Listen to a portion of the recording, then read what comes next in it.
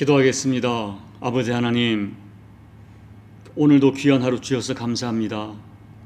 늘 우리 마음의 소원은 하루하루를 하나님이 기뻐하는 삶을 살고 싶은 소원을 가지고 있습니다. 그런데 주님, 소원대로 잘 되지 않습니다.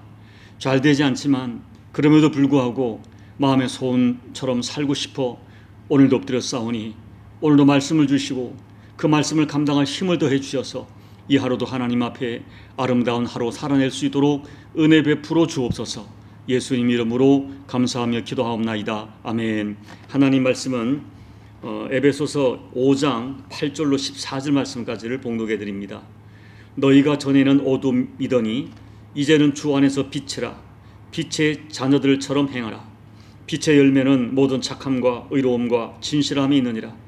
주를 기쁘시게 할 것이 무엇인가 시험하여 보라. 너희는 열매 없는 어둠의 일에 참여하지 말고 도리어 책망하라. 그들이 은밀히 행하는 것들은 말하기도 부끄러운 것들이라. 그러나 책망을 받는 모든 것은 빛으로 말미암아 드러나나니 드러나는 것마다 빛이니라. 그러므로 이르시기를 잠자는 자여 깨어서 죽은 자들 가운데서 일어나라. 그리스도께서 너에게 빛이시리라 하셨느니라. 아멘. 이미 말씀을 드렸지만 에베소 도시는 바울 당시의 소아시아의 정치, 경제, 문화, 종교의 중심지로서 특별히 우상 숭배가 창궐했던 도시였습니다. 당시에 에베소 사람들이 매우 중요하게 섬기던 아데미 여신은 풍요와 다산을 상징하는 여신이었습니다. 그리고 당시에 풍요와 다산을 추구하는 이 종교 의식에는 그 신전에 공식적인 여사제를 두고 여사제와의 성적인 접촉을 통해서 다산을 구하는 경우가 거의 대부분이었습니다. 이렇게 혼미하고 타락한 당시의 영적 성향이 에베소 사람들의 정치, 경제, 사회, 문화의 구심점이 되어서 그들의 일상과 뗄래야 뗄 수 없는 아주 밀접한 그런 연관이 있게 되었습니다. 이런 상태에서 살던 에베소 사람들이 예수님을 만나 예수님을 영접하고 하나님의 자녀가 되었지만 그 옛날에 익숙했던 어둠의 영성을 좀처럼 정리하지 못하고 있었습니다. 그래서 바울은 헛된 신을 섬기며 혼미하게 살던 옛날의 삶의 방식을 던져버릴 것을 여러 가지 그 표현으로 강력하게 요청합니다. 부르심에 합당하게 행하라. 사랑 안에서 참된 것을 하라. 옛사람을 벗어버리고 새사람을 입어라. 성령을 근심하게 하지 말라. 사랑받는 자녀같이 하나님을 본받으라. 온갖 더러운 것은 이름조차 부르지 말라 등등으로 거듭난 사람답게 살 것을 거듭 요청하고 있는 것입니다. 그리고 오늘 말씀에는 또 뭐라고 말씀하십니까? 8절을 보십시오. 전에는 너희가 어둠이었습니다. 어둠의 자식들이었다는 것입니다. 영적으로 죽은 자들이었습니다. 구체적으로 그들이 어떤 사람이었고 어떤 삶을 살았는지는 에베소서 2장 1절로 3절에 이미 말씀을 드렸습니다. 그때는 영이 죽은 자들이었습니다. 그리고 공중의 권세 잡은 자 곧 사탄을에게 종노릇하며 살았습니다. 그때 그들은 육체의 욕심과 세상 풍속을 따라 내 육체가 원하는 대로 내 마음이 원하는 대로 살았습니다. 그래서 그들의 결론은 결국 본질 진노의 자녀의 삶을 살았던 것입니다. 그러나 이제는 아닙니다. 하나님의 그 풍성하신 긍휼, 그 크신 사랑으로 허물과 죄로 죽었던 그들이 살아났습니다. 예수님의 십자가 대속의 은혜로 말미암아 옛사람은 죽고 새 사람이 되었습니다. 어둠의 자녀가 빛의 자녀가 되었고 진노의 자녀가 존귀한 하나님의 자녀가 되었습니다. 바울은 에베소 교인들에게 이렇게 예수 안에서 변화된 그들의 정체성을 수없이 강조합니다. 그리고 이제는 그 정체성에 맞는 삶을 살아야 한다는 것입니다. 한마디로 빛의 자녀답게 살라는 것입니다. 요한일서 1장 5절에서는 하나님은 빛이라 선언하시고 요한복음 8장 12절에서는 예수님을 세상의 빛이라고 선포하시고 마태복음 5장 14절에서는 예수님을 따르는 제자들에게 너희는 세상의 빛이라 선포하십니다. 요한복음 12장 36절에서는 빛의 아들이라고 말씀하십니다. 이 말씀은 우리들이 빛 자체라는 말씀이기보다는 빛과 같은 속성을 가진 존재라는 말입니다. 여러분, 빛의 속성은 어둠을 물리치는 것입니다. 빛은 따뜻하게 합니다. 빛은 자기를 태워 세상을 아름답게 합니다. 결국 빛은 세상에 생명을 줍니다. 예수 믿는 사람들이 이와 같은 빛의 속성을 가진 존재라는 것입니다. 우리의 가정이, 우리의 교회가, 그리고 우리가 관계하는 어떤 모든 인간관계 현장이 나로 말미암아 밝아지고 따뜻해지고 아름답게 살아나는 생명력이 있어야 한다는 것입니다. 나의 삶을 통해 내 주변에 어둠의 문화가 거두어지고 빛의 문화가 만들어져야 합니다. 오늘 바울께서는 이런 간절한 소망을 가지고 너희는 이제 어둠의 자녀가 아니다, 빛의 자녀가 되었으니 빛의 자녀들처럼 행하라고 간곡하게 말씀하십니다. 그렇다면 우리가 이 어둠으로 지칭되는 이 세상에서 어떻게 해야 이 어둠을 거두어내고 빛의 자녀처럼 빛의 문화를, 생명의 문화를 만들어갈 수 있을까요? 첫째, 어둠의 일에 참여하지 말고 도리어 책망해야 합니다. 여러분, 너무나 당연하게 빛과 어둠은 공존이 될 수가 없습니다. 빛이 임하면 어둠은 물러가는 것이고 빛이 꺼지면 어둠이 지배하는 것입니다. 그렇다면 우리가 이 거대한 어둠의 세력의 역사는 세상에서 어떻게 살아야 합니까? 간단합니다. 11절에서 어둠의 일에 참여하지 말라고 하십니다. 여기서 참여하지 말라는 말씀은 단순히 어둠의 일을 행하지 말라는 것과 조금 더 의미가 깊습니다. 11절에서 참여하지 말라는 그 말씀에는 마음과 상상이라고 하는 심리적 관심으로라도 어둠의 일을 즐겨서는 안 된다 하는 말씀입니다. 그 당시나 지금이나 이 어둠의 문화는 특징이 있습니다. 인권이나 휴머니즘의 가치로 위장해서 육체의 문화, 폭력의 문화를 정당화합니다. 그러나 어둠의 문화는 결국 인간에게 생명을 주는 그런 문화가 아닙니다. 어둠의 문화는 결론은 죽이는 것입니다. 오늘날 죽은 자들이 이끌어가는 영화, 연극, TV, 드라마, 문화, 게임, 인터넷에 유포되는 많은 그 영상들을 보십시오. 모두가 결국은 생명을 죽이는 문화입니다. 이렇게 어둠의 문화가 지배하는 에베소에서 이제 예수를 믿은 지 얼마 되지 않은 에베소 교인들이 이 거대한 세속의 물결에 동참하지 않는 것이 여러분 결코 쉬운 일이 아니었습니다. 가족과 이웃으로부터 배척당할 수 있습니다. 소속된 집단과 공동체에서 왕따 당할 수 있었습니다. 그럼에도 불구하고 바울께서는 어둠의 일에 참여하지 말라고 단호하게 말씀합니다. 여러분, 여기서 참여하지 말라는 것은 그들과의 관계를 끊으라는 것이 아닙니다. 그들과의 인격적 교제는 그들의 인격, 그들의 생명에 진정한 관심을 가지지만 그들에게서 나타나는 어둠의 일에 대해서는 전혀 관심이 없고 가치가 없고 동참할 수 없음을 보여주어야 한다는 말씀입니다. 그리고 도리어 책망하라고 말씀합니다. 그런데 여기 책망하라는 말도 단순히 꾸짖고 정죄하고 비판하라 하는 의미가 아닙니다. 여기에 책망하라는 이 말씀은 증거를 보여주어 납득시키라 하는 의미예요. 내가 예수 믿고 변화된 삶을 증거로 보여주어서 그들이 수긍하고 따라오게 하라는 말씀입니다.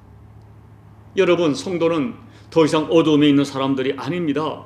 우리는 빛의 자녀들입니다. 그러므로 어둠의 일에 참여하지 말고 도리어 우리의 변화된 삶을 통하여 우리가 믿는 진리를, 예수를 주변 사람들에게 증거해 줘야 합니다. 둘째, 적극적으로 빛의 열매를 맺어야 합니다. 많은 성도들이 믿음으로 구원받는 것에 멈추어 있습니다. 믿음으로 구원받는 것, 교리적인 구원의 확신으로 자기를 안주하려고 합니다. 여러분, 십자가의 은혜로 우리가 하나님의 자녀가 된 것은 신앙의 기본입니다. 그렇다면 그 믿음이 참이라면 하나님 자녀의 열매가 나타나야 합니다. 언제까지나 위로받고 격려받고 복받는 것, 이런 기초적인 신앙에 머물러 있어서는 안 되는 것입니다. 빛의 열매는 그리스도인들에게 자연스럽게 나타나는, 아니 당연히 나타나는 특징적 삶이어야 합니다.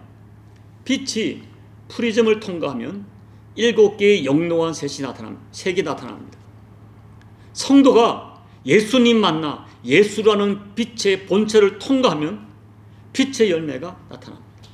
구절을 보면 그때 나타나는 대표적인 빛의 열매가 착함과 의로움과 진실함이라고 했어요. 저는 예수 믿는 사람들이 착해야 한다고 믿습니다. 우리 예수님이 선한 목자였습니다. 선한 목자 대신 예수님을 따라가는 삶이 착함입니다. 매사에 예수님을 생각하는 그 마음이 착한 마음입니다. 그리고 예수 믿는 사람에게는 의로운 열매가 맺혀야 합니다. 의 자체이신 예수께 붙어 있다 보면, 예수님의 말씀을 따라 살아가다 보면 맺혀지는 열매가 의로움입니다. 또한 예수 믿는 사람들은 진실해야 됩니다. 이미 말씀을 드렸습니다. 예수 믿는 사람은 정말 있는 모습 그대로 하나님 앞에 나가야 돼요. 여러분, 빛의 특징은 투명하여 숨기지 못하는 것입니다. 빛 앞에 숨길 수가 없습니다. 빛의 열매는 진실입니다. 그런데 여러분, 우리가 이렇게 빛의 열매를 맺으며 살아가야 할 중요한 이유가 있어요. 10절을 보십시오. 왜 우리가 빛의 열매를 맺어야 합니까? 우리의 주님 대신 예수님을 기쁘시게 하기 위하여 착함과 의로움과 진실함으로 살아가는 것입니다.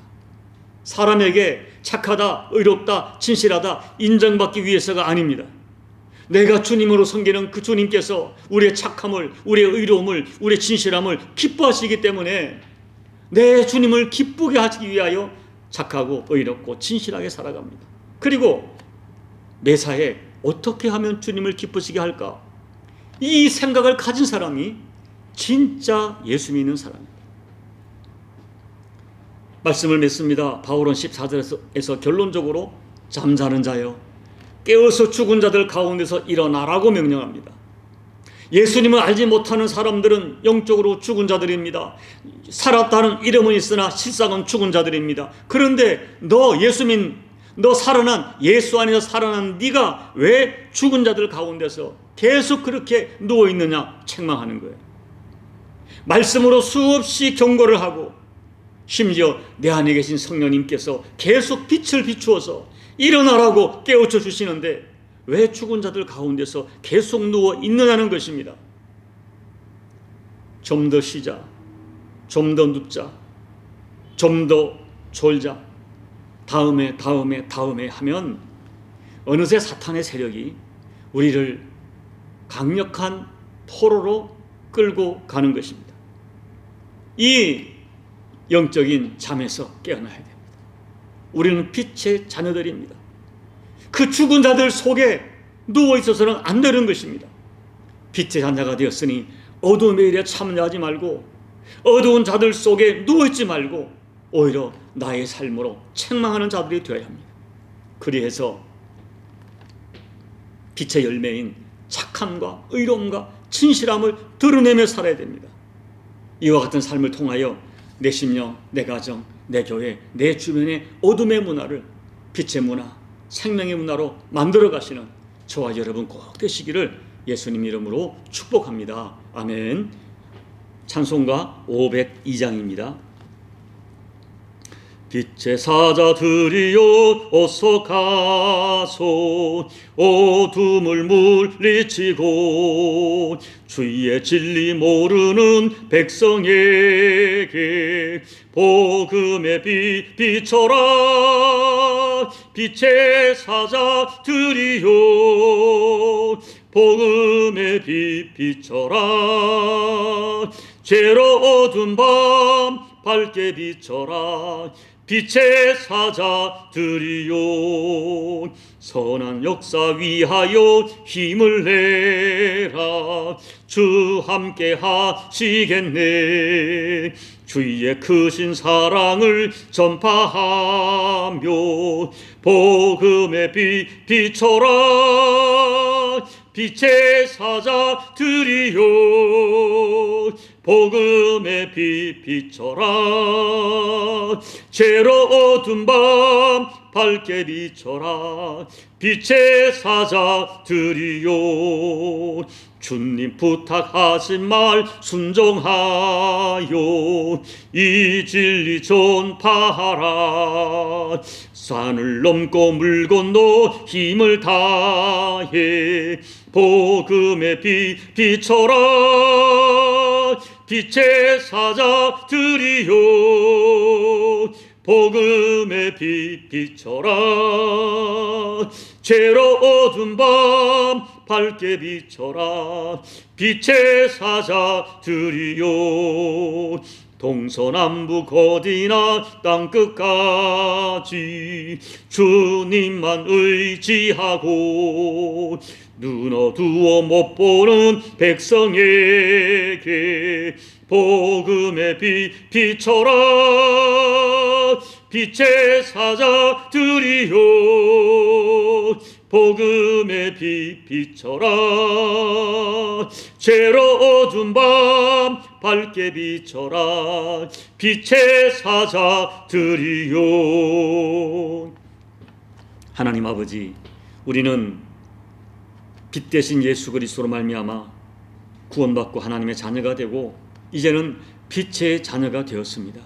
하나님, 빛의 자녀는 그 신분을 숨길 수가 없고 사람과 하나님 앞에 거짓으로 살 수 없는 존재임을 깨달을 뿐 아니라 우리에게 빛된 자녀 삼아주신 것은 이 어두운 세상을 비치고 어두운 세상을 정화하고 그들의 삶을, 우리의 삶을 통하여 아버지 신령한 책망하라고 하신 사명적 신분인 줄로 믿습니다.